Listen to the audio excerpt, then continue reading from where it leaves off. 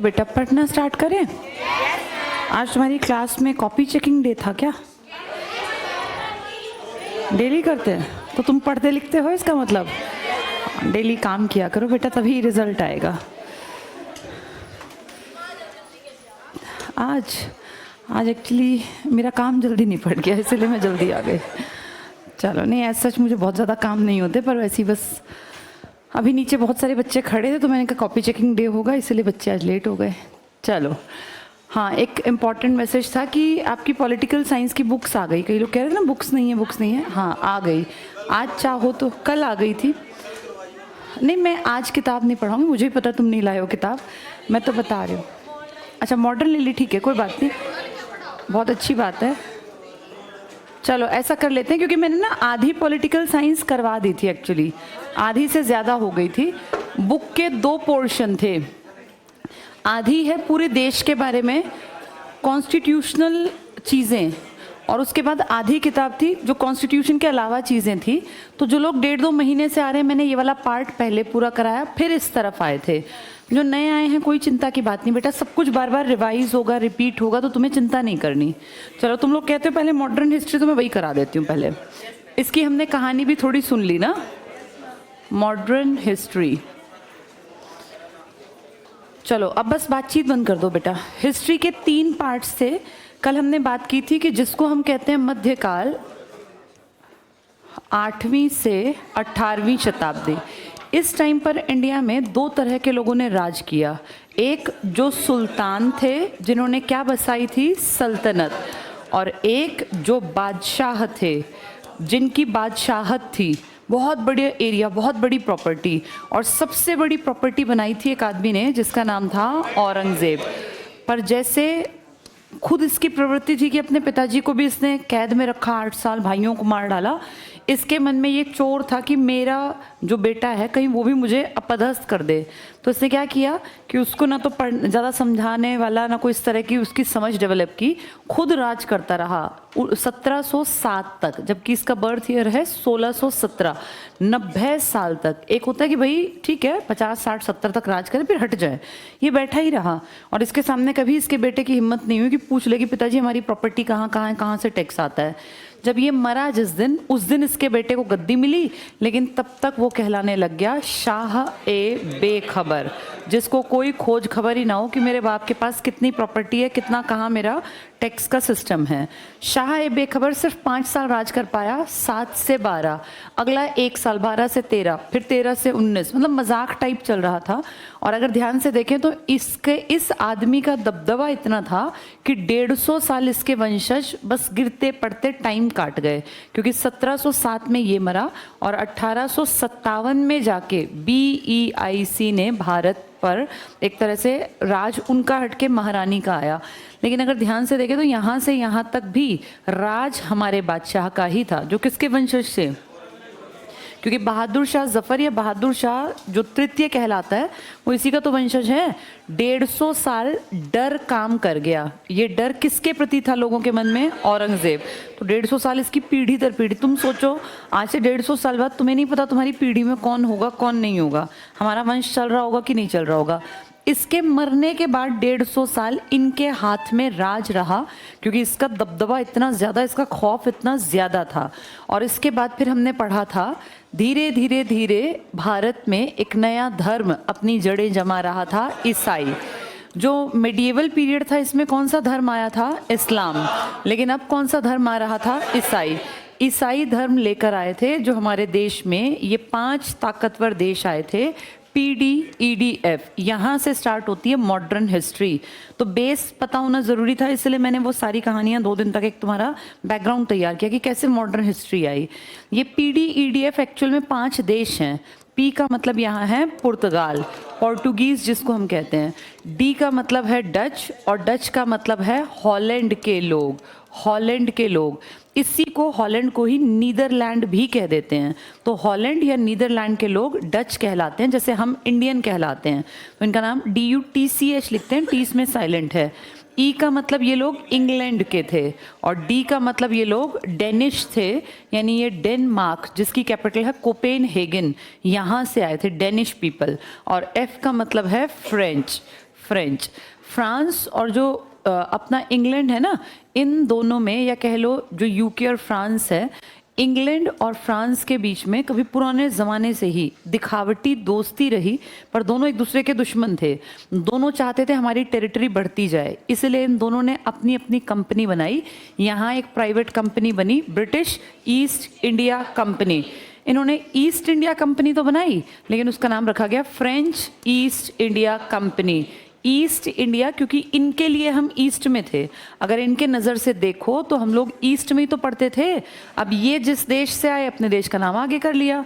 तो इनकी कंपनियों के नाम हैं BEIC और FEIC। इनमें अंतर क्या है? ये पूरी तरह से प्राइवेट कंपनी है। 200 लोगों ने अपनी जेब से खर्च करके एक व्यापार की कंपनी स्टार्ट की, जबकि ये जो कंपनी है ना, ये गवर्नमेंट की कंपनी है। कोई भी चीज़ जब गवर्नमेंट रन करती है तो उसमें बहुत सारे फायदे हैं कि किसी एक का नुकसान नहीं होता, लेकिन एक बड़ा नुकसान ये है कि हर चीज़ में इसकी परमिशन लेनी पड़ती है। उस परमिशन में साल भी लग सकता है, 1.5 साल भी, 10 साल भी ना मिले परमिशन। जबकि प्राइवेट कंपनी का क्या होता है, अब प्राइवेट कोई संस्थान है, उसका जब मन करेगा तब वो छुट्टी करेगा, जब मन करेगा वर्किंग आवर्स बढ़ा देगा, घटा देगा, कोई नियम कायदे से चलने की ज़रूरत नहीं होती। लेकिन सरकारी में तो हर चीज़ परमिशन, क्योंकि आपके ऊपर कोई ना कोई बड़ा अधिकारी बैठा है। अब जैसे कि एग्जाम्पल देती हूँ, किसी प्राइवेट स्कूल में छुट्टियाँ एक्सटेंड करनी हैं तो प्राइवेट स्कूल का मालिक की मर्जी है, छुट्टियां बढ़ा दो मत बढ़ाओ। लेकिन अगर गवर्नमेंट स्कूल में छुट्टियां एक्सटेंड करनी है तो क्या प्रिंसिपल के हाथ में ये पावर है? वो SI को कहेगा, स्कूल इंस्पेक्टर को, वो AEO को कहेगा, असिस्टेंट एजुकेशन ऑफिसर, वो DEO को कहेगा, डिप्टी एजुकेशन ऑफिसर, फिर उससे ऊपर अगली अगली पोस्ट DD तक, डायरेक्टरेट जो एजुकेशन का, पता नहीं कहाँ कहाँ तक जाके तब फाइनली चिट्ठी पहुंचेगी कमिश्नर के पास जो एजुकेशन का होगा। फिर वो सोचेगा कि मैं करूँ या ना करूँ। अब इसमें पता चला सर्दी की छुट्टी बढ़ानी थी, आते आते गर्मी आ गई, एप्लीकेशन पड़े पड़े, ऐसा ही होता है इंडिया में। तो फिर वो कहेगा अब कैसी छुट्टी, फिर क्रॉस कर देगा। इन्होंने कल फील किया यार ठंड बढ़ गई है, ठीक है मैनेजमेंट को कह दो ऑफिस में कि एक सर्कुलर निकाल देंगे, एक मैसेज डाल देंगे, कल से छुट्टियां एक्सटेंड कर दी। इनके काम बेटा जल्दी होते हैं। जो प्राइवेट संस्थान होता है ना, वो इसीलिए ज़्यादातर प्रॉफिट में रहता है क्योंकि उसको डिसीजन एकदम से करने की पावर है। गवर्नमेंट में क्या है, डिसीजन लेने में ही दिन लग जाने, चाहे अच्छा डिसीजन हो टाइम लगेगा। आपको पता नहीं होगा, गवर्नमेंट स्कूल में जो ये फ्री की वर्दी, फ्री के कॉपी किताब आते हैं ना, ये ज़्यादातर ऐसा होता है सर्दी बीतने के बाद इनकी स्वेटर्स आती हैं। क्योंकि मैंने तो जॉब किया है, मुझे पता है गर्मियों की चीज़ें सर्दियों में आती हैं, सर्दियों की चीज़ें गर्मी, क्योंकि वो वहाँ से पहले सेंक्शन होंगी, फिर वो उसका फंड आएगा, फिर वो खरीदी जाएंगी, तब तक सर्दियाँ उतर जाती हैं। ये हाल है गवर्नमेंट सेक्टर का। तो इस कंपनी को सबसे बड़ी दिक्कत थी, इसको बार बार परमिशन लेने के लिए अपने देश की तरफ आ तो गई है इंडिया में, लेकिन इसको कोई डिसीजन लेना है तो इसको फ्रांस की तरफ देखना पड़ता था कि सर ये डिसीजन ले लें। अब उसमें 1 महीना 2 महीना 6 महीने तब फ़ोन कॉल तो थे नहीं, कोई चिट्ठी पत्री जहाज़ में रख के जाती, फिर वहाँ से जहाज़ में आती। इसीलिए French east India company India में पीछे रह गई, एक बड़ा कारण था। अदरवाइज बराबरी का कंपटीशन था BEIC का और FEIC का। अगर स्टार्टिंग में देखें, जैसे एक ट्रिक हम याद करते हैं, PD EDF, इनमें सबसे पहले पोर्टुगीज़ आए हैं। ये बड़े समझदार थे, चालाक भी थे। इन्होंने इंडिया आने का रास्ता खोजा, वास्को डी गामा ने, पानी से आया था ना ये देखो, यूरोप, अफ्रीका, एशिया, तो ये पहले यहाँ से यहाँ आने का इनका रास्ता था। लेकिन बीच में ना इस एरिया में जो अरब कंट्रीज़ पड़ती हैं, मैंने आपको बताया था अरबी जो इलाके थे ये इस्लाम धर्म को मानते थे। बंटवारा हो गया था ना, इस तरफ कौन सा धर्म ज़्यादा था, ईसाई, और इस तरफ था इस्लाम। जब इनमें कट्टरपन आ गया, मारकाट मच गई, तो इस्लाम वालों ने कहा हम इनका व्यापार क्यों बढ़ने दें, इनको पैसों में पीछे करेंगे, इनकी आर्थिक गतिविधियाँ होने ही नहीं देंगे, इनका व्यापार रोकेंगे। इन्होंने इनके एरिया से आने वाले व्यापार को दुखी करना स्टार्ट कर दिया। जैसे इनका सामान आता पड़ा रहता 20-20 दिन, उसको लादते ही ना अपने जहाज़ों में, फिर वो गल जाता, सड़ जाता, उसकी टूट फूट होती। तो इन्होंने कहा यार ये तो रोज़ का काम हो गया, अब इनके कब तक हाथ पैर जोड़ेंगे, इससे बढ़िया ऑल्टरनेटिव रूट निकाल लें। तो इन्होंने अपने आदमियों को अलग अलग दिशाओं में भेजा कि तुम लोग जाओ और खोजो नया रास्ता। एक आदमी चलते चलते उसी सीरीज़ में इंडिया आ गया, जिसका नाम आप कहते हैं वास्को डी गामा। तो भारत आने का रास्ता नया खोजा उसने। कहाँ से था ये रास्ता? ये था अटलांटिक ओशियन से। अटलांटिक ओशियन का नाम सुना है? वर्ल्ड में 5 बड़े ओशियंस है ना, जिसमें एक सबसे अगर कहें व्यस्त, सबसे ज़्यादा चलने वाला, तो वो बड़ा तो है पैसिफिक, लेकिन ज़्यादा चलता है अटलांटिक। ये मैं थोड़ा सा एक रफ सा बना रही हूँ आपके लिए। ये है, ये 6 तुम्हें दिखाई दे रहे हैं। ये north America, south America, Europe, Africa, Asia, Australia, यहाँ अंटार्कटिका है नीचे की तरफ, जहाँ बर्फ है, कोई रहता नहीं है। इसमें अगर मैं पानी को बनाऊं तो देखो, ये इंग्लिश के एस जैसा, जैसे एस लिखते हैं, एस फॉर शीप या एस फॉर शिप, तो ये एस जैसा जो देख रहे हो ना, सबसे ज़्यादा आवाजाही शिप्स की, व्यापार की, जहाज़ों की इन्हीं के बीच होती है सबसे ज़्यादा। इसका नाम है अटलांटिक ओशियन, इसी को बोलते हैं अटलांटिक। इस अटलांटिक ओशियन की आकृति एस जैसी है और सबसे बिजिएस्ट है, ये सबसे ज़्यादा व्यस्ततम है, सबसे ज़्यादा बिजी है। इसके, ये धरती ऐसी नहीं जैसे मैंने बनाई है, मैंने तो आपको एक रफ बना के दिखाया, एक्चुअल में धरती है गोल। तो अगर मैं सोचो ये मूवेबल हो ये बोर्ड, मैं इस हिस्से को इसको पीछे ले जाके ऐड कर दूं तो ये वाला हिस्सा इसके बिल्कुल पास आ जाएगा।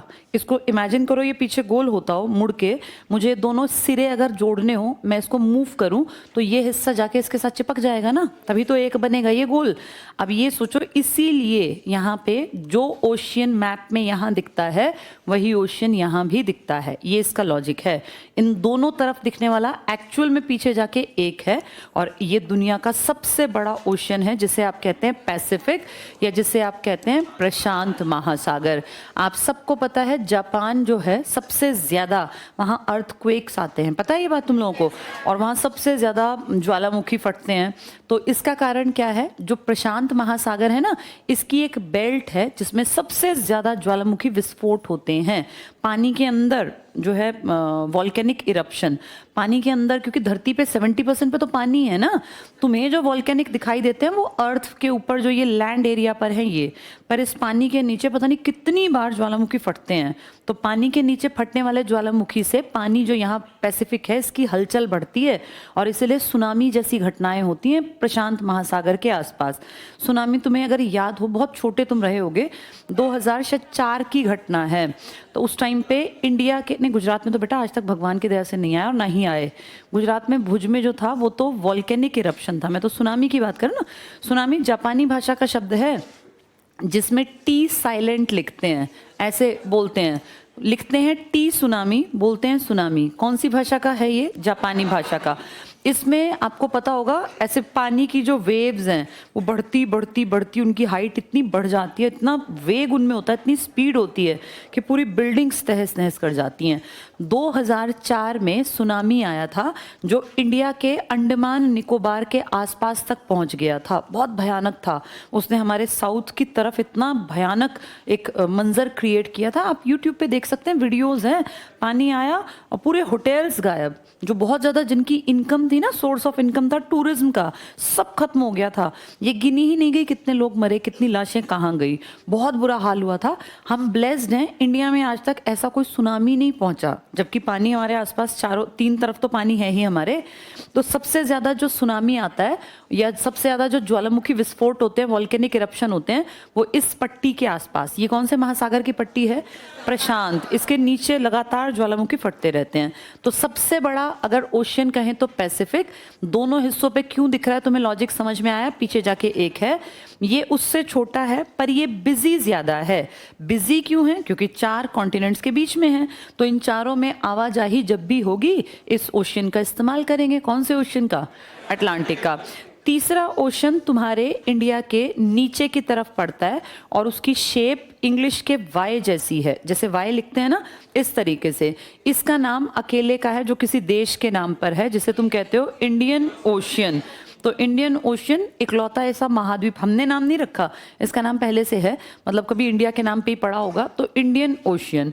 अगर कहें चौथा ओशियन तो यहाँ ऊपर की तरफ पड़ता है और लगभग बर्फ से भरा रहता है। इसमें पानी कम है और बिल्कुल पूरा कवर्ड रहता है आइस से, क्योंकि बहुत ज़्यादा ऊंचाई पर है समुद्र तल से। इसका नाम है आर्कटिक, आर्कटिक ओशियन। क्या नाम है इसका? और सबसे नीचे अगर इन सारे पानी को तुम इकट्ठा देखो तो ये कहलाता है दक्षिणी महासागर, सदर्न ओशियन। तो 5 महासागर हुए, एक सबसे बड़ा पैसिफिक, आवाजाही कम है, दोनों तरफ दिखता है, एक्चुअल में एक है, लेकिन उसमें सबसे ज़्यादा वॉल्केनिक इरप्शन होते हैं और इसीलिए उसे कहते हैं रिंग ऑफ फायर। रिंग मतलब अंगूठी, जैसे अंगूठी होती है ना गोल, ऐसे ये रिंग ऑफ फायर है। इसके आसपास बहुत ज़्यादा ज्वालामुखी विस्फोट और सुनामी आते हैं। सुनामी किस भाषा का शब्द है? हाँ, इसमें टी साइलेंट है, सुनामी लिखते हैं, ये पूछ लेते हैं बहुत बार। और सबसे ज़्यादा बिजिएस्ट कौन सा है? इंडिया के नाम पर है, इंडियन। ये छोटा सा एक है आर्कटिक, और नीचे सारों का पानी मिला लें तो ये सदर्न ओशियन या दक्षिणी महासागर। क्लियर सबको? ये हमारे 5 महासागर हुए। एक उधर भी एक ही है, ये 2, ये 3, ये 4 और ये 5। इनमें से किस में ज़्यादातर बर्फ़ ही जमी रहती है? आर्कटिक में। तो ये हमारे, हम वापस चलते हैं। वो आदमी जो आया हमारे यहाँ, वो बीच का रास्ता जब कलेश हो गया इनका, तो उसने नया मार्ग खोजा और उसी आदमी ने यहाँ से फिर ये कवर करते हुए यहाँ अफ्रीका के नीचे से वो इंडिया आ गया। तो जब वो इंडिया आया तो उसने नया रास्ता खोज लिया। उन्होंने 100 साल तक पूरे अकेले मज़े किए क्योंकि कोई और यहाँ इस तरफ आया ही नहीं। 1498 में वास्को डी गामा ने इंडिया आने का रास्ता खोजा था। और देखो कितने एक्टिव हैं, जैसे हम जैसा आदमी नॉर्मल हो तो पता नहीं कितने साल लगा दे काम में, इन्होंने सिर्फ 5 साल में, 2 साल ये और अगले 3 साल अपनी कंपनी बना ली अपने देश में और कहा भैया इंडिया जाने का रास्ता पक्का हमें मिल गया, 2 बार आया था ये, और अब हम लोग व्यापार कर सकते हैं। तो एक कंपनी बना ली पुर्तगालियों ने, और इस कंपनी ने इंडिया से लगातार व्यापार, ट्रेड शुरू कर दिया। ट्रेड किस चीज़ का था उस टाइम पर? स्पाइसेस का, क्योंकि मसालों की ही इनको ज़रूरत थी। तब सोने और ये सब हमसे लेके नहीं, हमें दे के जाते थे। हमारे यहाँ सोना दे जाते और बदले में अपनी शिप्स में हमारी काली मिर्च, लौंग, इलायची, जो हमारे यहाँ मुफ्त की फालतू के सामान थे ना, ये भर भर के ले जाते। धीरे धीरे इन्होंने पूरे साउथ के इंडिया के आसपास जो ओशियन था, अभी मैंने बताया कौन सा ओशियन? Indian ocean. इसमें ना एक तरह से अपना डोमिनेशन बना लिया कि भैया इस एरिया में हमारी चलेगी, और इसीलिए इनको कह देते हैं हिंद महासागर के स्वामी। इन्होंने अपने आप को कह दिया कि हम हैं पूरे इस एरिया के हेड और हमारे सामने कोई टिकेगा नहीं। किसी की शिप अगर पानी में उतरी इस ओशन में तो उसको हम छोड़ेंगे नहीं, इस पूरे ओशन पे हमारा कब्जा। ये तब की बात है बेटा जब आपके देश में, सोचो 1526 में आपके देश में बाबर आया था, यानी बाबर से भी पहले की घटनाएं हैं ये। तब आपकी दिल्ली सल्तनत हुआ करती थी जब इन्होंने अपना साउथ की पट्टी, अब दिल्ली सल्तनत दिल्ली में व्यस्त थी। उन लोगों ने कहाँ कहाँ राज किया? लाहौर में, दिल्ली में और आगरा में। सिकंदर लोदी ने आगरा बसाया था ना। इसके बाद ये फतेहपुर सीकरी तो आगे जाके बसेगा। तो सोचो वो लोग तो सिर्फ ऊपर लाहौर में, दिल्ली में और आगरा में बैठे हैं, जिसको आप कहते हैं दिल्ली डायनेस्टी या दिल्ली सल्तनत। साउथ में क्या है, उनकी ज़्यादा नज़र है ही नहीं। तो यहाँ आके स्वामी बन के कौन बैठ गए? हाँ, तो पूछेंगे हिंद महासागर का स्वामी कौन था? तो हाँ, इसे कहते हैं ब्लू वाटर पॉलिसी। ये पेपर में आ जाती है, ब्लू वाटर पॉलिसी। इसी को हिंदी में एक और कहते हैं शांत जल की नीति, कि इन्होंने बड़ी शांति से अपने पैर पसारे थे व्यापार के क्षेत्र में। तो ऐसा एक टाइम आया, इनको बैठे बैठे ये तो धीरे धीरे करके क्या करते गए, पहले आए थे कालीकट पर, केरला के एक एरिया पर। फिर इन्होंने आसपास ना एक राजा था छोटा मोटा सा, उससे इन्होंने ज़मीन पट्टे पे ली और इन्होंने यहाँ का एरिया, जिसको आज तुम गोवा कहते हो, ये किराए पे ले लिया। उस टाइम तक गोवा इतना एडवांस्ड नहीं था, खाली पड़ा था, कुछ ज़्यादा यहाँ बढ़िया मिट्टी तो थी नहीं। फिर आगे बढ़ते बढ़ते दादर, नागर हवेली, दमन दीव, इस पूरी बेल्ट पे ये आ गए। एक ऐसा टाइम भी आया जब देश का सबसे ताकतवर राजा अकबर बादशाह व्यापार करता, तो इसकी शिप्स पर भी पहले इनका कागज चिपकाया जाता था। एक कागज, एक जैसे कहते हैं ना परमिट, हमें नहीं मिलता भाई, परमिट होता है जो ये टेम्पो वगैरह चलते हैं, नेशनल परमिट नहीं रखते कि भाई हम यहाँ से यहाँ ट्रेवल करें, तो इनको भी परमिट लेना पड़ता था। उस पर एक कागज चिपकता था जहाज पे कि ये बादशाह अकबर का जहाज है, पर इसके ऊपर भी परमिशन का कागज चिपकाया। वो परमिशन किससे लेनी पड़ती थी? हाँ, एक खास बात यह है कि चाहे अकबर जैसों ने कितना ही बड़ा राज किया, पानी पे इनकी कमांड नहीं थी, इनके पास नेवी बहुत अच्छी नहीं थी, तो इसका फ़ायदा पोर्टुगीज़ ने उठाया, बढ़िया काम किया। जब ये सब बहुत बढ़िया कमा रहे थे, 100-150 साल बाद बाकी लोग भी कंपटीशन में आए, लेकिन तब तक ये पक गए थे, इनका एक्सपीरियंस बहुत बढ़िया हो गया था। डच जब इंडिया की तरफ आए तो काफ़ी लेट थे ये लोग, उतनी जल्दी ये लोग नहीं आए थे। इंग्लैंड वाले तो और लेट थे, जैसे ये लोग आए थे 1602 में, फिर ये लोग आए थे 1600 में, ये जो डेनमार्क वाले हैं 1616 में, और ये 1664 में। तो इसका मतलब अगर देखें यहाँ, मान लो हम 1500 से स्टार्ट करें तो 100 साल तो लगभग इन्होंने अकेलों ने राज कर लिया उन सब के मुकाबले। अगर फ्रांस से इसको कंपेयर करें तो 150 से भी ज़्यादा साल का अनुभव इनके पास था। जब फ्रेंच पहली बार इंडिया आए तो सबसे पुराने और बहुत ज़्यादा समझदार कौन माने गए? पुर्तगाली। पुर्तगालियों ने आपके साथ 100 साल तक तो पहले व्यापार कर लिया। जब कंपटीशन में डच आए तो पोर्टुगीज की एक पट्टी हो गई थी। इस तरफ किन लोगों का अधिकार था? पुर्तगालियों का।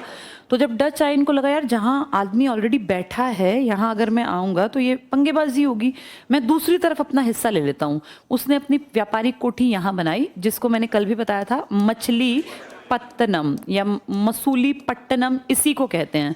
ये पहली व्यापारिक कोठी थी डच की। डच बहुत ज़्यादा नहीं छाएंगे। डच के देखो पैरेलल में ही इंडिया में इंग्लैंड वाले भी आ गए, पर डच पहले आए, इंग्लैंड वाले बाद में आए। बनी पहले थी कंपनी, मैंने कल भी आपको बताया था, इनका पहला आदमी 1608 में आया। इनके कान में वहाँ खबर गई, भाई तुमने कंपनी बना ली, लेकिन जाओगे कैसे, वहाँ तो अकबर बैठा है। पर जब तक इनका आदमी आया तब तक तो अकबर मर गया था, और यहाँ कौन था? फिर मैंने आपको बताया था जहांगीर को इन्होंने शराब और इस तरह के कई गिफ्ट्स दिए, तो उसने कहा मुझे दिक्कत नहीं है, पर तुम्हें व्यापार करना है तो किससे पंगेबाजी लेनी पड़ेगी। इन्होंने फिर एक युद्ध लड़ा था जिसका नाम मैंने आपको बताया था, स्वाली का युद्ध। ये गांव था। इस युद्ध में कौन विजयी हुआ? इंग्लैंड। और इस तरह से क्लियर हुआ कि इंडिया में पुर्तगाली, जिनका कि बहुत बड़ा नाम था, उनके ऊपर भी हावी हो गए इंग्लैंड वाले। अच्छा, पुर्तगाली बड़े चालाक थे। इन्होंने देखा भाई 150-200, क्या बेटा, 1612 में पुर्तगालियों ने जब देखा ना कि भैया अब हमारे हाथ से बागडोर जाएगी, मैंने आपको पहले ही बताया कि ये एक ना नियम है इस प्रकृति का, नेचर का। कोई भी चीज़ पहले ग्रोथ करती है, फिर 100% वो नीचे की तरफ आएगी, फिर ग्रोथ करेगी। फिर ये इकोनॉमिक्स का भी नियम है, कोई चीज़ हमेशा ऐसा नहीं होता कि ग्रोथ करती जाए। पोर्टुगीज टाइमली समझ गए कि हमारा वो ग्रोथ का टाइम गया, अब हमारे कंपटीशन में उतर आए और हमें हरा दिया। किन लोगों ने?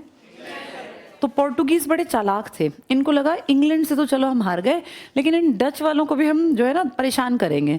इनका पोर्टुगीज जो लोग थे ना, इनकी इस बेल्ट पे अच्छी पकड़ थी, जो मैंने आपको पहले ही बता दिया, गोवा पे, बम्बई, दादर नागर हवेली, दमन द्वीप पर।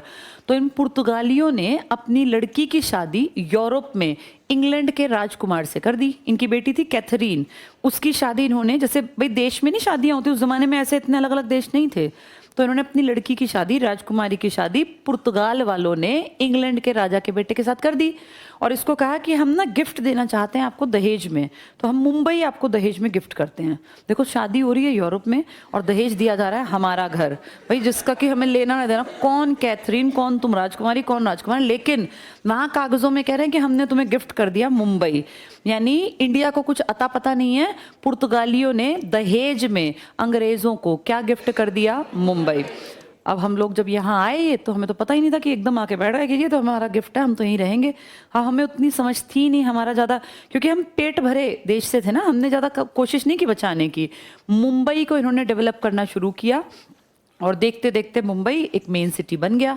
पहले हमारा मेन सिटी सूरत था एक ज़माने में। ये लड़े भी सूरत के लिए ही थे। जब वो स्वाली का युद्ध हुआ ना, तो ये यही कलेश था कि सूरत में किसकी फैक्ट्री, लेकिन अब इन्होंने डेवलप कर डाला एक नया शहर। कौन सा? हाँ, मुंबई डेवलप कर दिया। पुर्तगाली इस साइड हो गए कि भैया ठीक है मुंबई तुम्हारा है, हम सिर्फ यहाँ दादर नागर हवेली, दमन दीव, गोवा और थोड़ा सा साउथ में रहेंगे, बाकी हम ज़्यादा नहीं रहेंगे। डच वालों को समझ में आ गया कि भैया इनसे पंगे नहीं लेने, ये बहुत ताकतवर है, और जैसे हम तो बुजुर्ग से हो गए, ये जवान हैं, तो इसके अंदर ताकत भी ज़्यादा है, ये कुछ भी इस तरह का काम करेगा। ये दो साइड हट गए। अब जो ये डेनमार्क वाले थे ना, जो ये डेनिश पीपल जो थे, इन्होंने देखा कि भैया इस ज़मीन पे तो जैसे कुत्ते बिल्ली लड़ते हैं ना, मांस के टुकड़े पे, ये ऐसे लड़ेंगे सब। इसमें पुर्तगाली भी हैं, डच भी हैं, ये अंग्रेज भी आ गए, हम ये हुए थे नए नए आज़ाद, पहले ये भी कहीं बंधन में थे। इन्होंने कहा यार इतनी एनर्जी हम इस छोटी से टुकड़े पे लगाएंगे, इससे बढ़िया छोड़ो इस ज़मीन को, नई जगह जाते हैं जहाँ ये लोग ना आए और जहाँ इनकी नज़र ना पड़े, किसी छोटी मोटी एरिया में, वहाँ जाके लूट के ले आते हैं बिना बात इस पे जिस पे सबकी नज़र है, हम और कलेश के भागी बने, छोड़ दो। इन्होंने 2-4 बस्तियां जो अब पहले कब्जे में ली थी ना, वो इन्होंने इंग्लैंड वालों को कहा सर हम तो आपको बेच देंगे, आप हमें कुछ पैसा देते हो दे दो, नहीं तो हम तो रहे हैं जा। तो इंग्लैंड वालों ने कहा ठीक है भैया, तुमने मेहनत की थी, तुमने ये जीती थी बस्तियां, ये मैं खरीद लेता हूँ। छोटी मोटी रकम देके डेनिश वालों ने अपना पल्ला झाड़ लिया कि तुम लड़ो झगड़ो मरो, हम यहाँ से चले। तो देखो कैसे इनका रास्ता साफ होता गया। पोर्टुगीज ने इनको गिफ्ट कर दिया बम्बई, डच वालों के साथ लड़के समझ गए डच वाले कि भैया हमारी दाल नहीं गलनी, डेनिश वालों ने अपनी जीती जिताई इक्की दुक्की को फैक्ट्री इनको पकड़ाई और बेच चले। अब रह गया फ्रेंच। फ्रेंच देखो लेट हो गए आने में, क्योंकि इनका तब तक का एक एक्सपीरियंस हो गया। अब किसी क्षेत्र में जो काम करता है उसकी अकल ज़्यादा बढ़ जाती है ना, क्योंकि प्रॉब्लम्स ही हमारा दिमाग बढ़ाती हैं। तो जब ये नए नए आए तो इनको दिखा कि भैया यहाँ तो पहले से लोग हैं। यहाँ इनके आने के बाद सबसे ताकतवर कौन उभर रहा था? अब इंग्लैंड वालों से टक्कर लेनी थी फ्रेंच को, तो फ्रेंच वैसे भी ताकतवर था, कोई दिक्कत नहीं थी, इनकी टक्कर हुई। पर जब जब टक्कर हुई ना, तब एक दिक्कत सामने आई कि ब्रिटिश ईस्ट इंडिया कंपनी एक प्राइवेट कंपनी है, इसको डिसीजन लेना है, क्विक ले सकती है, ये शाम को सोचेगी मुझे सुबह क्या करना और कर देगी। लेकिन फ्रेंच ईस्ट इंडिया कंपनी को कोई भी डिसीजन किससे पूछे बिना नहीं लेना, और उसकी गवर्नमेंट यहाँ है नहीं, उसको मैसेज कहाँ भेजना पड़ेगा? फ्रांस। पानी के जहाज में रख के फरमान जाएगा, फिर वहाँ डिस्कशन होंगे पार्लियामेंट में, क्योंकि सरकार है तो एक आदमी तो होता नहीं सरकार, पार्लियामेंट में डिस्कस होगा। इसीलिए ये हर डिसीजन में पीछे रह जाती थी। कहते हैं अगर ये प्राइवेट कंपनी होती ना तो इसके काबिल अफसर थे ज़्यादा, फ्रांस ज़्यादा ताकतवर देश था। और यहाँ पे एक आदमी का नाम तो आज तक लिया जाता है, ड्यूप्ले। ड्यूप्ले कहते हैं एक ऐसा आदमी था जिसके सामने ब्रिटिशर्स भी टिक नहीं पाते थे। पर ड्यूप्ले बेचारा जब तक सोचता कि मैं एक्शन लूँ तो उसके ऊपर वो तलवार लटकी हुई थी कि अपने आप एक्शन मत ले लेना, नहीं तो तेरी नौकरी जाएगी, तू यहाँ काम करने आया है, तेरे पिताजी की प्रॉपर्टी नहीं है। तो फिर इसको याद आता कि हाँ मुझे तो लेटर भेजना है। कितनी ही लड़ाइयाँ ड्यूप्ले सिर्फ इसलिए हार गया क्योंकि इसको पीछे से इंफॉर्मेशन मिलने में टाइम लगता था कि भैया क्या होगा, क्या करना है क्या नहीं करना। ये क्विक एक्शन लेते थे। तो धीरे धीरे करके खैर आपस में इनके खूब कलेश हुए, ऐसा नहीं आसानी से। ब्रिटिश ईस्ट इंडिया कंपनी और फ्रेंच ईस्ट इंडिया कंपनी लड़े आपस में, कई जगह इन्होंने युद्धों में हमारा जो इस तरह से आपस के कलेश किए हमारी प्रॉपर्टी के लिए। लेकिन फाइनली धीरे धीरे धीरे फ्रेंच को समझ में आ गया कि भैया हम लोग परमिशन लेने में इतना लेट होते हैं, हम टिक नहीं पाएंगे। फिर इन्होंने डिसाइड किया कि छोड़ो यार, जो है थोड़ा बहुत जितने में हमारा काम चलता उतना चला लेते हैं। इन्होंने पुदुचेरी के आसपास की प्रॉपर्टी लड़ाई झगड़े के बाद फाइनली ब्रिटिशर्स को कहा देखो भाई तुम कर रहे हो यहाँ पूरा काम, हम पूरा काम नहीं करेंगे, लेकिन 1-2 हिस्सा हम भी रखेंगे, हम भी तो व्यापार करेंगे ना। फिर BEIC ने सोचा यार ज़्यादा अकेले रहने पे एक दिक्कत ये होगी, सारा इंडिया अगर कभी गुस्से में आएगा तो मुझे इसकी प्रॉब्लम क्रिएट हो जाएगी मेरे लिए, इक्का दुक्का मेरे जैसा होना भी चाहिए यहाँ बाहर का। तो इसने फिर फ्रेंच को कह दिया कि ठीक है तुम पुदुचेरी तक सीमित रहना, आगे मत आना। ऐसे ही इसने पोर्टुगीज़ को कह दिया तुम लोग जो हो गोवा मुंबई के आसपास दादर नागर हवेली दमन दीव यहाँ तक रहना। तो अब ये अकेला नहीं है, इस जैसे लोग हैं, इस जैसे एक तो फ्रेंच बचे हुए हैं यहाँ और एक पुर्तगाली। लेकिन ये दोनों जानते हैं कि चलेगी किसकी? BEIC की, ब्रिटिश ईस्ट इंडिया कंपनी। इन्होंने स्टार्टिंग में अपना काम किया था सूरत में, फिर बढ़ाते बढ़ाते मुंबई में, फिर बढ़ाते बढ़ाते बंगाल में, और फिर बढ़ाते बढ़ाते मद्रास में, जिसको तुम चेन्नई कहते हो। कोच्चि तो बेटा केरला में है। तो इस तरह से इन्होंने 3 बड़ी बेल्ट बना ली। किन लोगों ने? British east India company. जबकि पुर्तगाली कहाँ तक सीमित रह गए? गोवा, दादर नागर हवेली और दमन दीव तक। और फ्रेंच कहाँ रह गए? पुदुचेरी तक। तो तुमने पढ़ा तो है, जब तुम्हारा देश आज़ाद हुआ 1947 में तो ब्रिटिशर्स छोड़ के गए थे भारत, लेकिन जो फ्रांसीसी थे इन्होंने 1954 में तुम्हारा देश खाली किया, क्योंकि इनकी एक छोटी सी बस्ती थी, इनका ज़्यादा हिस्सा था ही नहीं, और इनसे तो हमें छीनना पड़ा अपनी प्रॉपर्टी को। 1961 में इन्होंने दादर नागर हवेली तो वापस कर दी थी हमें, लेकिन इन्होंने गोवा नहीं छोड़ा जो कि हमारा मेन लैंड था, ये कह रहे थे हमारा हिस्सा है। तो इस तरीके से देखो कैसे ब्रिटिशर्स ने सबको एक तरह से पीछे करके और अपना दबदबा जमा लिया। आई समझ में कहानी?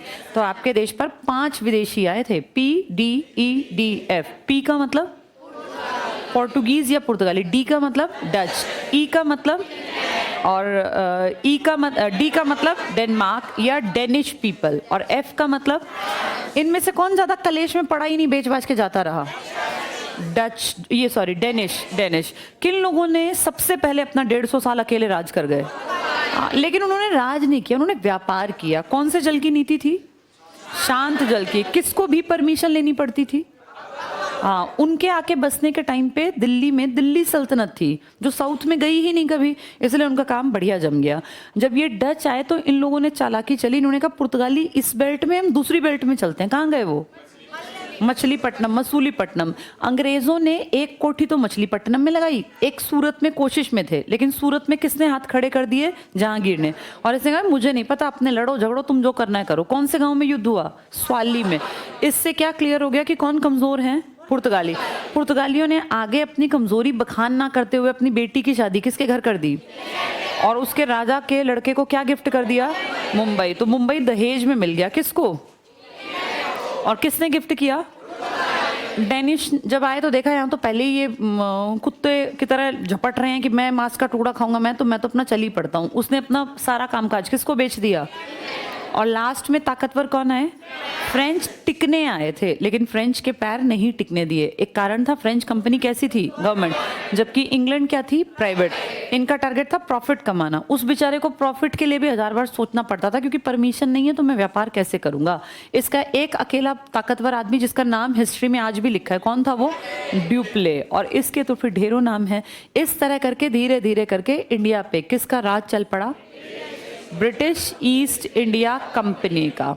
अब ध्यान से देखो, हमारे इंडिया में ना ऐसा नहीं कि हम बेवकूफ़ हैं, हम हाथ पे हाथ रख के बैठे, हम भी काम कर रहे थे, लेकिन हम उतने चालाक नहीं थे। ये लोग ना चालाक, धूर्त और बहुत मतलब घटिया टाइप के थे। ये अपना फायदा के लिए कुछ भी कर सकते थे। हम भी व्यापार करते थे। हमारे शहर हुआ करते थे सूरत, हमारा एक शहर था मछलीपट्टनम, और एक हमारा शहर था, ये अभी दिमाग से निकल गया, एक छोटा सा नाम था, कलकत्ता तो बहुत बाद में बना, उससे पहले एक और शहर था, चलो याद आएगा तो बताऊंगी।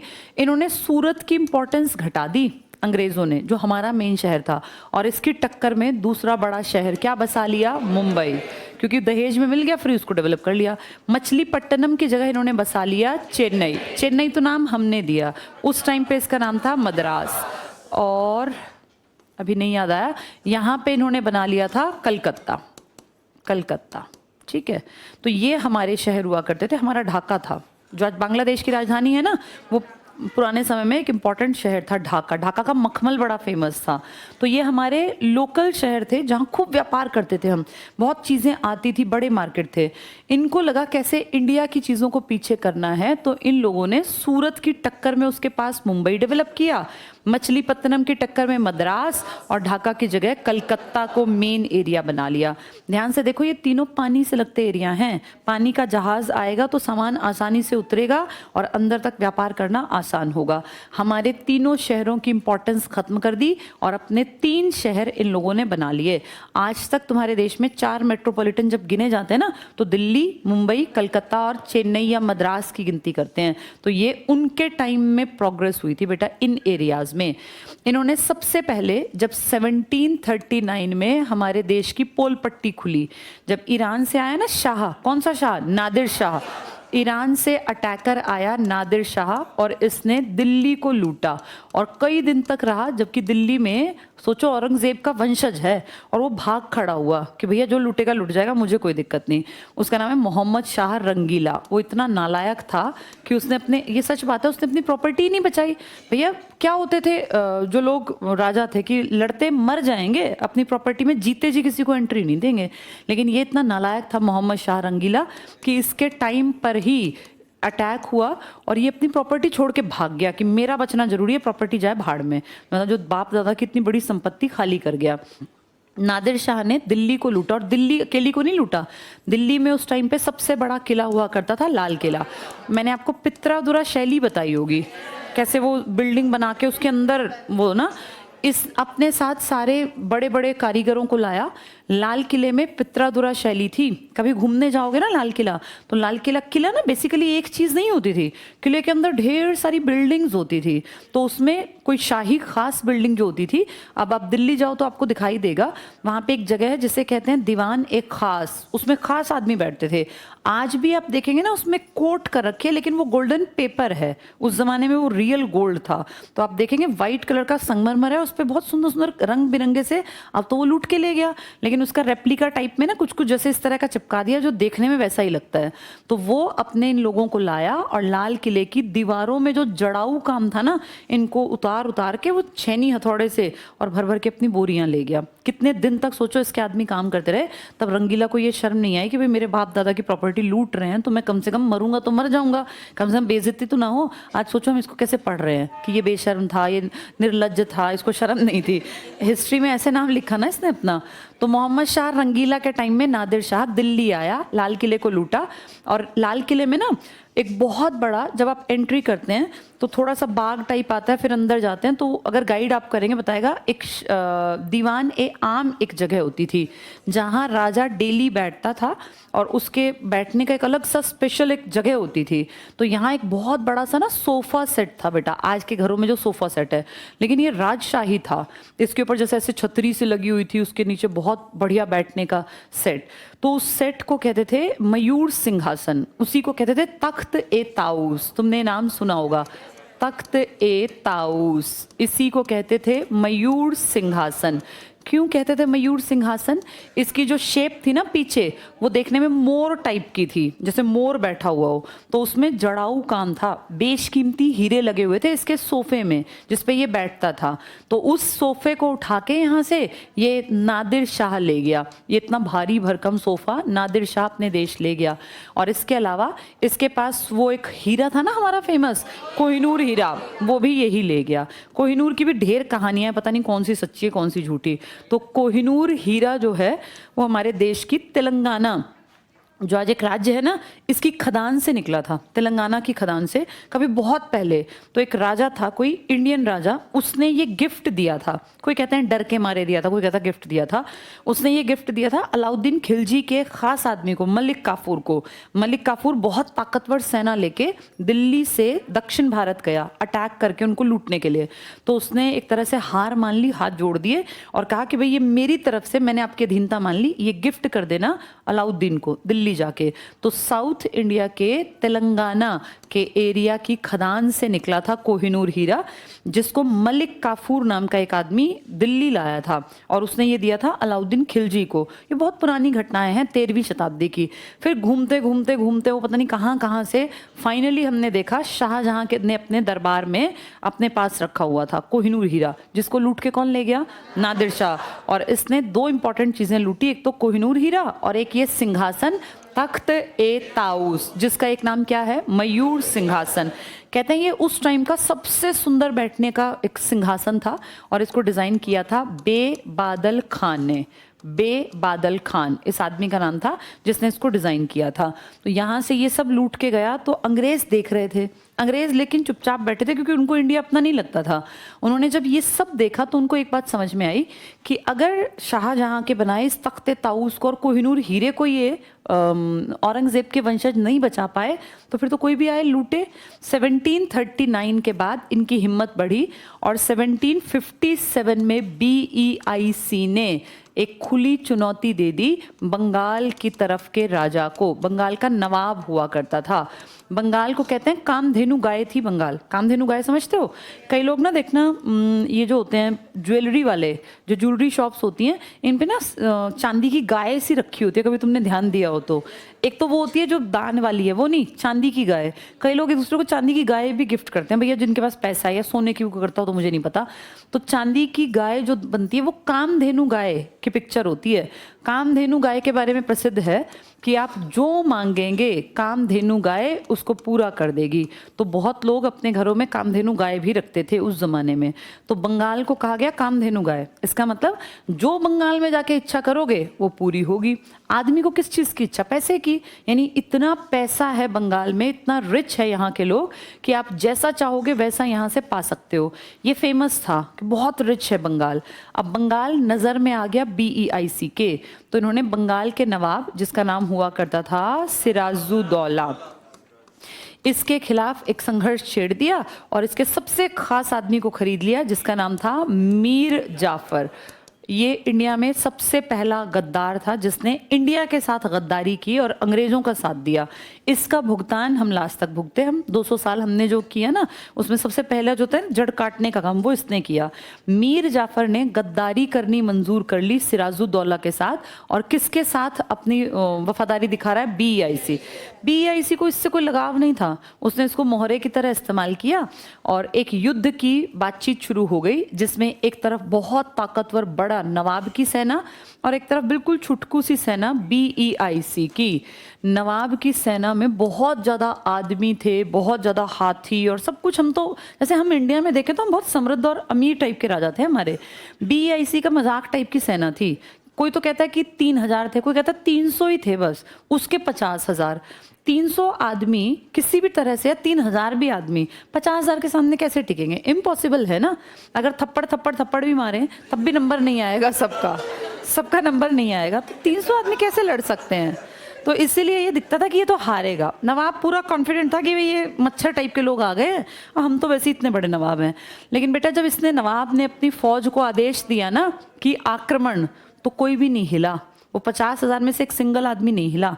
इसको लगा इनको शायद सुना ही नहीं आया। इसने पीछे मुंह करके फिर कहा आक्रमण, कोई भी नहीं हिला। फिर इसकी समझ में आ गया कि मेरी सेना बिक गई। एक्चुअल में इस सेना को, क्योंकि लीड जो कर रहा था वो कौन था? मीर जाफर। और उसने पहले ही कहा था जब तक मैं ऑर्डर नहीं दूंगा, राजा कुछ भी कहता रहे, तुम्हें नहीं काम करना। सारी सेना सेनापति के अंडर ही तो काम करती है ना। तो मीर जाफर के बिना इशारे के कोई हिला ही नहीं। इस बात को नवाब ने फील कर लिया कि गद्दारी कर गया मीर जाफर। खैर क्या बिगड़ना है, 300 आदमी क्या बिगाड़ेंगे। और ऐसे कुछ खास आदमी बेटा हर राजा रखता था, बहुत क्लोज वाले। तो राजा की ये हरकत देख के पीछे की जो इसके बहुत खास से आदमी थे, उन्होंने इसको घेर लिया और कहा तुरंत निकलते हैं सर यहाँ से। इसको लेके वहाँ पहुँचे। इसको ये बात विश्वास नहीं हुआ कि मतलब इस तरह से कोई गद्दारी कर सकता है। विदेशियों के साथ जाके मिल गया। कोई पड़ोसी राजा के साथ मिले समझ में आता है, विदेशियों के साथ जब ये घर गया ना, तो मीर जाफर पहले से इस चीज़ के लिए तैयार था कि शायद राजा भागेगा। हर आदमी अपनी जान बचाता है।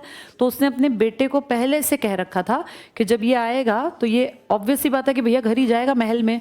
यहाँ का जहाँ दरवाज़ा खुलता है, दरवाजे के पीछे से इसका बेटा पहले से तैनात था तलवार लेके, क्योंकि या तो वहाँ मारा जाएगा नहीं तो घर आएगा, घर तू मार देना। अब जब उसने एंट्री की उसको आइडिया भी नहीं था कि भाई मतलब घर में भी कोई इस तरह का चोर बैठा होगा। वो जैसे दरवाजे से आगे गया, मीर जाफर के बेटे ने एकदम से उसका सर कलम कर दिया। सिराजुद्दौला बस कहते हैं प्लासी की लड़ाई, एक्चुअल में कोई लड़ाई हुई नहीं थी। इस तरह से आपके देश का पहला गद्दार आदमी अपनी गद्दारी के चलते इंडिया का सबसे बड़ा नुकसान करवा देगा। मीर जाफर का सपना क्या था कि नवाब मर जाए, ये BEIC जीत जाए तो BEIC मुझे क्या बना देगी? नवाब। लेकिन ये भूल गया कि BEIC को नवाब से कोई फर्क नहीं पड़ता, उसको पैसे से मतलब है। BEIC ने इसको बना दिया नवाब और फिर कहा कठपुतली की तरह काम करना पड़ेगा, जो हम कहेंगे वो देना पड़ेगा। रोज इसके पास जाके बड़ा अफसर बैठता इसकी राजधानी में, इसके राजभवन में, और कहता भाई जो 10 लाख ले आ, 5 लाख ले आ, 20 लाख ले आ। तो इसने लाखों करोड़ों रुपए उस जमाने में ऐसे ही गवा दिए। फिर जब इसने मना करना शुरू किया कि नहीं मैं कब तक दूंगा यार, तुम ऐसे रोज आ जाते हो, तो फिर उन्होंने कहा कि तू है थोड़ी ना नवाब बनने लायक, तू तो कठपुतली है, हट जा यहाँ से। और दूसरा आदमी मीर कासिम दे इसका हेड बना दिया। मीर कासिम थोड़ा सा समझदार था, जैसे मीर जाफर बेवकूफ़ था, गद्दारी कर गया अपने लोगों से। मीर कासिम को लगा कि इनसे सीधे तो पंगे मोल लेना बेवकूफ़ी है। मैं कहूँगा नहीं देता मैं, अगर कि भैया तुम्हें ये पैसा तो मार देंगे या हटा देंगे। मीर कासिम ने सोचा ये रोज़ मेरी राजधानी में आते हैं, क्यों ना मैं राजधानी उठा के इतनी दूर ले जाऊं कि इनको रोज़ आने में अपने आप ही आलस आए। कहते हैं 100 किलोमीटर दूर उठा के वो अपनी राजधानी परिवर्तित कर ली। किस आदमी ने? अब 100 किलोमीटर रोज कौन कैसे जाए? आज तो चलो गाड़ियां हैं, तब गाड़ियां थोड़ी ना थी, तो घोड़े पे बैठ के जाना, हाथी पे बैठना आसान नहीं था। एक तरीके से मीर कासिम बच गया, लेकिन फिर भी 100 किलोमीटर महीने में 1-2 चक्कर तो कोई मार ही देगा। तो मीर कासिम को था कि भाई इस तरह से ये तो भागने से काम नहीं चलेगा, लड़ना तो पड़ेगा। इसने थोड़ा दिमाग दौड़ाया और मीर कासिम ने, मैंने कल भी आपको बताया था, 3 लोग इकट्ठे कर लिए। एक तो दिल्ली का नवाब, और एक अवध का, और एक इसका खुद का मीर कासिम। फिर आगे जाके ना इसमें कई सारे और भी लोग जुड़ गए। तो इन तीनों की सेना इकट्ठी हो गई, और तब तक BEIC ने भी अपनी सेना थोड़ी बड़ी कर ली, क्योंकि उसको पता था अब आगे जाके मुझे लड़ना पड़ेगा। फिर BEIC ने, जैसे इनका एक चैलेंज हुआ, और ये सच बात है कि लड़ाई हुई थी यहाँ, बक्सर का युद्ध 1764 में। अब सोचो 57 से 64 मतलब कितने साल बीते? 7 साल। 7 साल में BEIC भी बहुत चीज़ें सीख गया कि कैसे लड़ना पड़ेगा, कैसे क्या करना पड़ेगा। इस लड़ाई में ये एक फैक्ट है, इन तीनों की सेना को बक्सर के युद्ध में BEIC की छोटी सी सेना ने हरा दिया, और इस हार का अंजाम हमने बहुत लंबा चौड़ा भुगता। जो बंगाल का नवाब था, इसका तो मर्डर कर दिया गया। जो अवध का नवाब था, मैंने कल बताया था, 50 लाख रुपए उस टाइम पर, और चुनार का अभेद किला। अब सोचो इनको किला मिल गया, उस किले में ये आराम से अपने सेना रखेंगे, अपने हथियार रखेंगे। किला बनाने में तो बहुत साल लगते हैं ना, टैक्स का पैसा चाहिए होता था। अब इनको बना बनाया किला मिल गया। और इन्होंने जो शाही था ना, औरंगजेब का वंशज, जो कहाँ बैठता था? दिल्ली। इसको कहा आपको कुछ नहीं कह रहे हैं, आप दिल्ली में रहिए, लेकिन बंगाल, बिहार, उड़ीसा का सारा टैक्स अब के बाद हमारे हाथ में आएगा। सबसे ज्यादा टैक्स आता ही कहाँ से था? बंगाल, बिहार और उड़ीसा। इन तीनों की दीवानी मिल गई इनको। दीवानी का मतलब टैक्स कलेक्शन का अधिकार। और इस तरीके से BEIC ने अपने पैसे परमानेंट आने का जुगाड़ कर लिया कि मेरा परमानेंट पैसा आता रहेगा। किस बेल्ट से? बंगाल, बिहार, उड़ीसा। सोचो हर 5वें 6ठे महीने में फसल तैयार हो जाती है। अब दिसंबर में जो फसल लगी है गेहूं, अब वो मार्च अप्रैल में कटेगी, टैक्स आ गया। फिर जो भी फसल 2-3 महीने की, उसका टैक्स आ गया। फिर जो ये धान लगेंगे, लगातार पैसे का साधन बन गया बंगाल, बिहार, उड़ीसा। जो पहले किसके घर जाता था सारा पैसा? दिल्ली के नवाब। अब वो किसके घर जाएगा? BEIC के खजाने में। जब पैसा ज्यादा जाएगा तो ऑब्वियस सी बात है ये किसको बढ़ाते चलेंगे? सेना। धीरे धीरे धीरे करते करते इन्होंने सेना का साइज बढ़ाना शुरू कर दिया। इन्होंने घोड़े खरीदने शुरू कर दिया, हाथी खड़े कर लिए, सेना बढ़ गई। अब उस सेना से ये हमें ही तो परेशान करेंगे।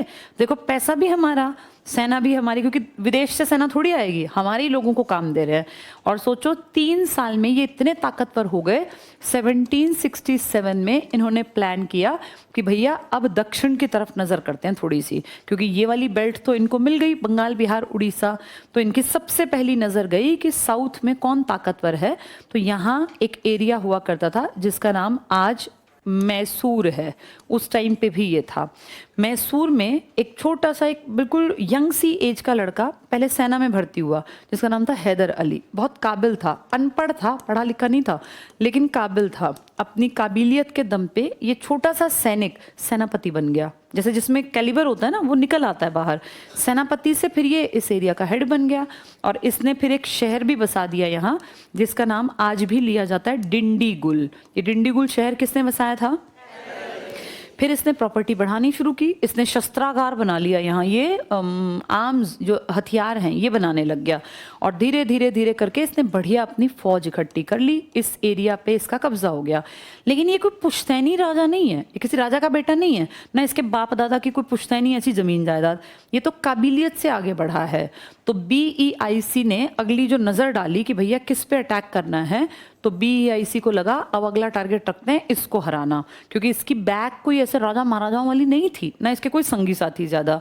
तो BEIC ने 1767 में अपनी फौज इकट्ठी करके और पड़ोस के 2 राजाओं को, इनके ऊपर ना एक बहुत ताकतवर लोग थे जो पुश्तैनी अमीर और राजा थे, जिनको बोलते हैं मराठे। क्योंकि मराठे तो पुश्तैनी, भाई शिवाजी महाराज के बाद देखो तो उनकी पुश्त, फिर आगे ये पेशवा वेशवा सब पुश्तैनी तो थे। ये इनको लगता था भाई हम तो राज करने के लिए पैदा हुए हैं। इनके आसपास दूसरी प्रॉपर्टी पे अगर नजर डालें, मान लो ये वाली प्रॉपर्टी, तो यहाँ भी जिसको आज तुम कहते हो ना ये हैदराबाद और आंध्र प्रदेश, ये भी पूरे यहाँ पे राजा हुआ करते थे, और इनकी कम्युनिटी को कहते थे निज़ाम। इन राजाओं के नाम के आगे निज़ाम लिखा जाता था। तो निज़ाम उल मुल्क नाम के आदमी ने ये शहर बसाया था पुराने टाइम में, एक साउथ की तरफ। अब ये निज़ाम और ये मराठे और ये कौन था ये आदमी यहाँ पे, हैदर अली, ये तीनों इंडियन हैं। इनमें से ये हिंदू हैं, ये मुस्लिम हैं, ये भी मुस्लिम है, लेकिन इनके मन में नहीं है ये हिंदू मुस्लिम, ये सब इंडियन हैं। प्रॉब्लम ये है कि ये ना एक दूसरे से कटे कटे से रहते हैं, इनमें यूनिटी नहीं है। और ये बात BEIC जानती है, तो BEIC देखना कैसे चाल चलेगी, टारगेट रखेगी पहले इसको ठीक करना, क्योंकि उसको लगेगा कि ये कोई पुश्तैनी राजा थोड़ी ना है, इनके खिलाफ मैं इन दोनों को भड़का देते हूँ। तो BEIC आके इसको और इसको दोनों को कहेगी कि भाई तुम टाइम पे मेरी मदद कर देना, मैं अटैक करूंगा मैसूर के ऊपर और तुम दोनों भी अटैक करने आ जाना, और इस तरीके से हम मैसूर को जो है ख़त्म कर देंगे, मैं दोनों में आधा आधा बांट दूंगा। चालाक थे ही BEIC वाले। इसकी चालाकी में ये दोनों फंस गए शुरू में, निज़ाम भी और मराठे भी। लेकिन जितने ये चालाक थे ना, उनसे थोड़ा सा और चालाक हैदर अली था। अनपढ़ था, पर सोचो जिस आदमी ने बहुत गरीबी झेली हो, बिल्कुल नीचे से निकल के जो ऊपर तक पहुंचता है ना, वो बुद्धिमान भी बन जाता है। उसने लाइफ को बहुत टफ टाइम में देख लिया। ये जानता था कि ये गद्दार है, ये घटिया हैं। इसने अपने गुप्तचर प्रणाली बहुत सक्रिय की और इसने पता लगवाया कि भैया BEIC का प्लान क्या है। तो इसको पता चला कि अगला प्लान तो मेरे ऊपर अटैक होगा, और मेरे ऊपर अटैक करने के लिए कौन कौन इन्होंने बहला लिए, पड़ोसी अकेले तो कैसे आते। इसने अपना आदमी मराठों के पास भेजा और मराठों को मैसेज दिया कि भाई देखो, तुम लड़ोगे मुझसे, ठीक है, हम पड़ोसी हैं, आज तुम लड़ लोगे कल मैं लड़ूंगा, लेकिन एक बात ध्यान रखना कि तुम BEIC की बात मान तो गए। और इसने ये पता किया कि ये क्यों लड़ेंगे, तो इसने इनको कैश दिया था उस ज़माने में 20 लाख। इनके घर से थोड़ी ना गया था, बंगाल बिहार उड़ीसा से पैसा इकट्ठा होके आया, इन्होंने उठा के बाहर के उस पैसे को और मराठे को दे दिया, ले भाई मराठा इनको पेशवाओं को कि लो जब मैं आऊँ तो मदद कर देना। हमारे देश का पैसा हमारे से ही इकट्ठा किया गया, हमारे ही लोगों को लड़वाने के लिए इस्तेमाल कर रहे हैं। ये बात हैदर अली ने पता लगवा ली कि भैया कितने में सौदा हो गया, 20 लाख। हैदर तेज था, इसने कहा मराठों को तुम 20 लाख में बिक रहे हो ना, मैं 35 लाख रुपए तुम्हें दूंगा कैश, पर तुम्हें BEIC को ये नहीं बताना कि तुम बिक गए हो, तुम ये दिखाना कि हम तो तेरे साथ हैं, आ जा और हम तेरी मदद करेंगे, और जब वो आएंगे तो एन मौके पे तुम्हें नहीं आना। तो BEIC को एक तरह से चीट करना है तुम्हें। उसके बदले कितने रुपए दे रहा हूँ, वो तो इसलिए दे रहे हैं कि तू लड़ने आएगा, भाई तू लड़ेगा कल को, चल वे तो वापस चले जाएंगे, मैं तो तुझे बाद में मारूंगा, तो इससे बढ़िया है तू ये उसके भी 20 लाख रखे रख, ये मत कहना मैं नहीं आऊँगा, मेरे 35 पकड़, लेकिन तू आना मत। तो एक तरह से मराठों को फील हुआ कि यार हम क्यों हम लड़ने जाएं, भैया फ्री में 20 वो देगा, 35 ही हम आराम करें, हमें क्या ज़रूरत है लड़ने की। मराठे भी समझदार थे, इन्होंने डिसाइड किया कि हम किसी को कुछ नहीं कहेंगे, आएंगे तो आ जाएंगे और क्या बिगाड़ लेगा कोई, भाई विदेशी है ना वो। मराठों से फ्री हो गया हैदर अली। निज़ाम को इसने मैसेज भेजा, निज़ाम को के पास बहुत पैसा था, तो निज़ाम पैसों में तो नहीं बिकेगा।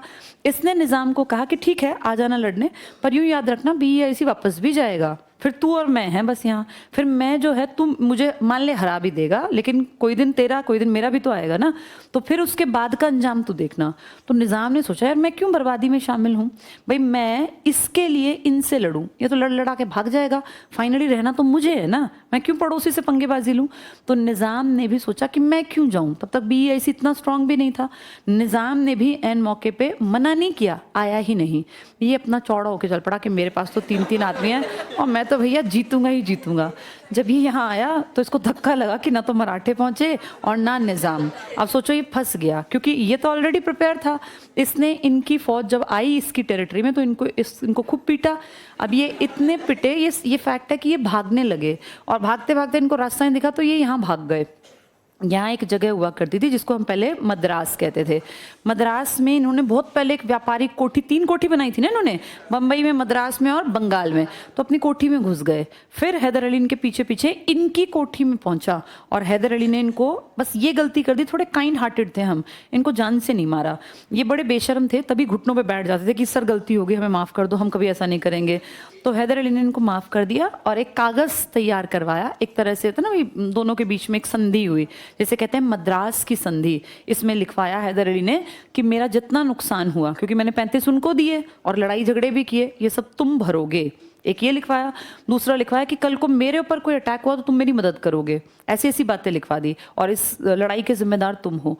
वो इतने बेशर्म थे, हाँ हाँ हाँ करके चले गए। फिर वहाँ जाके बोले नहीं देते पैसा, तो कोई क्या बिगाड़ लेगा, उनके घर जाके उनको पीटो मारो अलग बात है। तो इस तरीके से पहली लड़ाई में कौन जीत गया? हैदर अली। और ये अपनी बेइज्जती करा के वहाँ चले गए। लेकिन पता है ये बेइज्जती भी नहीं मानते थे, ये थोड़े से ना बेशर्मी ज़्यादा थे, इनको शर्म भी नहीं आती थी कि हमारी बेइज्जती हुई है। वापस चले गए। इनके मन में ये रह गया कि यार बेइज्जती हुई है, बदला तो लेना पड़ेगा, जब ताकत होगी तब देखेंगे। ये कब की घटना है? हाँ बेटा, किसका? ये आंगल मैसूर युद्ध, 4 आंगल मैसूर युद्ध, एंग्लो मैसूरू वॉर बोल देते हैं। पहले सुन लो बेटा, ये सब कहानी ना किताब में मैंने नोट्स में डाली हुई है। पहली लड़ाई हो गई, 2 साल चली है लड़ाई, ऐसा नहीं एक दिन की कहानी है, 2 साल चली। ये कब थी? ये 1767 से 69। अब इनके मन में ये टीस थी कि हम बेइज्जती हो गई हमारी, बदला लेना है, लेकिन उसमें टाइम लगेगा वापसी में। इन्होंने दूसरा युद्ध किया 1780 में, देखो 11 साल बाद फिर से आ गए ये। इस बार मराठे और निज़ाम थोड़ा सा बिक गए, जैसे होता ना भाई, हाँ ठीक है, कुछ टाइम बाद इनकी भी थोड़ी धाक सी बनने लग गई थी, पर कोई बात नहीं। हैदर अली इनसे लड़ा 80 से, और ये लड़ाई चली 84 तक।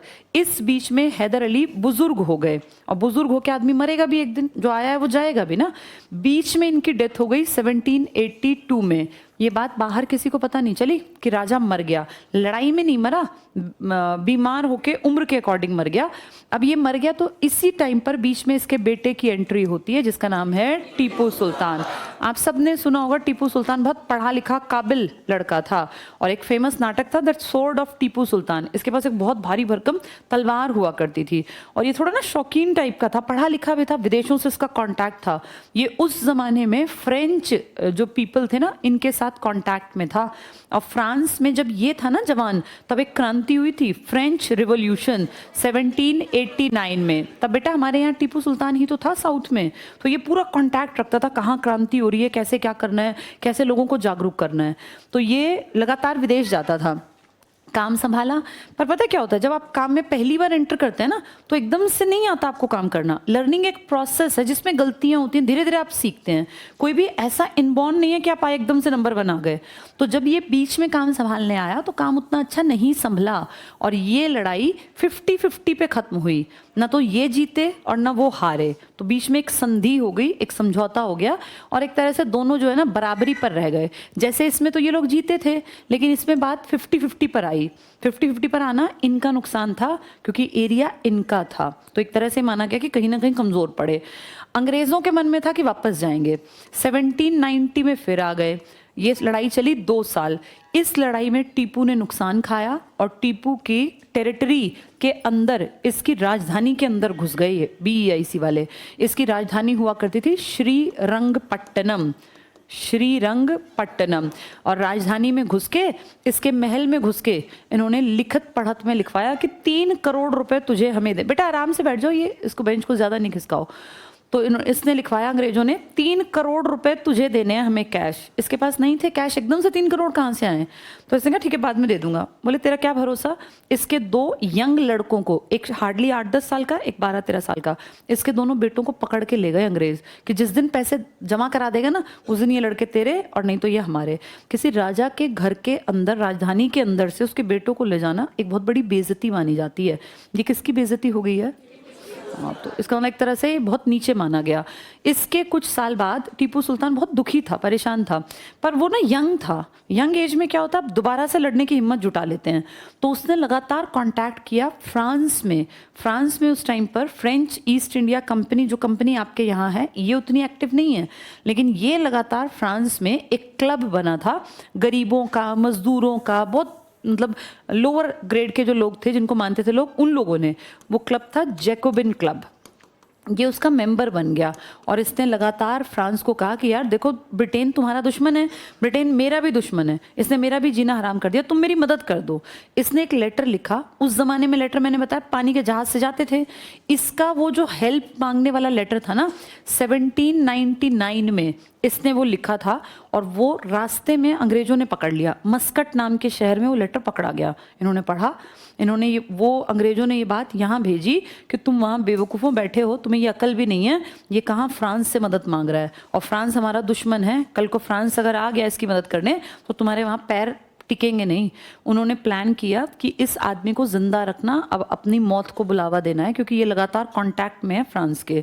1799 में जब ये लेटर पकड़ा गया, अंग्रेजों ने तुरंत इसके ऊपर चढ़ाई कर दी और ये कहा कि भाई अब टारगेट संधि समझौते नहीं है, न 3 करोड़ रुपए और इसके लड़के, अब टारगेट है इसको मारना।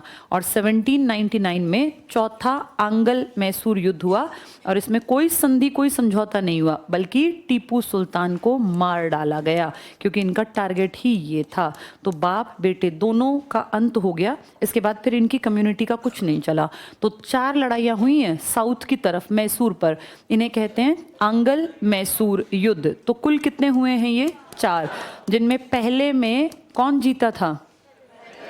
हाँ, आंगल इसलिए क्योंकि अंग्रेज हैं और मैसूर क्योंकि प्रॉपर्टी मैसूर की है।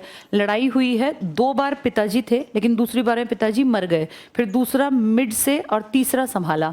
सेकंड में आंगल मैसूर युद्ध। फर्स्ट में तो अंग्रेज हारे थे ना, कौन सी संधि हुई थी वो? मद्रास की। इसके बाद जो तीसरी संधि थी, दूसरी संधि जो थी मंगलुरु की संधि थी, वो जिसको बंगलुरु कहते हैं, उसी के पास मंगलूर या मंगलौर की संधि भी कह देते हैं। तीसरे आंगल मैसूर युद्ध में इसकी राजधानी में घुस गए थे ना, ये क्या नाम था इसका? श्रीरंगपट्टनम, जिसमें बहुत नुकसान हुआ था, इसका आधा एरिया छीन लिया, इसके बेटों को पकड़ के ले गए और 3 करोड़ रुपए कैश। चौथे आंगल मैसूर युद्ध में कोई संधि नहीं हुई। यहाँ किसकी मौत टारगेट थी? है टीपू सुल्तान। तो टीपू की मौत टारगेट बना के 99 में उसको मौका ही नहीं दिया कि वो कुछ कर पाता, तुरंत मार डाला।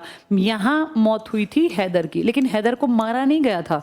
हैदर अली नेचुरल तरीके से बीमार होकर मर गए थे 1782 में। आ गए समझ में ये? अब इनके अगर सन लिखें तो 1767 से 69, 2 साल। ये 1780 से 84, ये 90 से 92 और ये 1799। अगर ध्यान से देखो 67 से 77, 87, 97 और 2 साल, इसका मतलब 32 साल तक अंग्रेज लड़ाई करते रहे थे इन बाप बेटों के साथ। और इस लड़ाई के बाद फिर ये पूरी प्रॉपर्टी इनको मिल गई। कौन सी प्रॉपर्टी? ये मैसूर। तो मैसूर पे अब BEIC का कब्जा, कैसे भारत इन्होंने धीरे धीरे करके अपने कब्जे में लिया, वो सीरीज समझा रही हूँ मैं। आया समझ में ये? तो इन्होंने पहले 3 शहर अपने बनाए थे। कौन कौन से? बम्बई, कलकत्ता और मद्रास। स्टार्टिंग में इन्होंने आके अपनी फैक्ट्री, जब ये आए तो दोनों तरफ फैक्ट्री बनी हुई थी। एक तरफ किसका राज था जब ये लोग आए? इस तरफ पुर्तगाली, और इस तरफ डच का। इन्होंने आके फॉर्मेलिटी तो यहीं की, लेकिन परमिशन किसकी मांगने लग गए? सूरत की। फिर अंग्रेज, इसने क्या कहा जहांगीर ने, किससे लड़ लो? पुर्तगालियों से। कौन सी लड़ाई थी वो? स्वाली गांव में, जिसमें कौन जीता? ब्रिटिशर्स जीते। ब्रिटिशर्स जीतने के बाद पुर्तगाली भी समझ गए हमारा समय गया। इन्होंने क्या गिफ्ट कर दिया इसको? मुंबई। फिर यहाँ से चौथे वो बोले भैया यहाँ तो अपने आप ही लड़ाई झगड़े, हम चलते हैं। कौन थे वो? डेनिश। लास्ट में कौन टिके? फ्रेंच। 2 ताकतवर थे, एक इंग्लैंड और एक फ्रेंच। फ्रांस से लगातार कौन भी कांटेक्ट में था जिसकी कहानी पड़ी? टीपू। टीपू कौन से युद्ध में लड़ा और मारा गया? चौथे में। कितनी लड़ाई हुई है? 4। पहली में पिताजी जीते, दूसरी में 50-50, तीसरी में बेटा हारा, चौथी में बेटा मारा गया। पिताजी दूसरी में मारे गए 1782 में और बेटा 1799 में। क्लियर ये कहानी सारी? ठीक है, आज इतना ही पढ़ते हैं, फिर कल इसको किताब से ही फर्स्ट चैप्टर पढ़ाया मैंने तुम्हें, कल इसको बुक से पढ़ा दूंगी। हाँ बेटा, बेटा वो मैं बता दूंगी, मिक्स है वो, पढ़ा दूंगी, चिंता ना करो, ठीक है।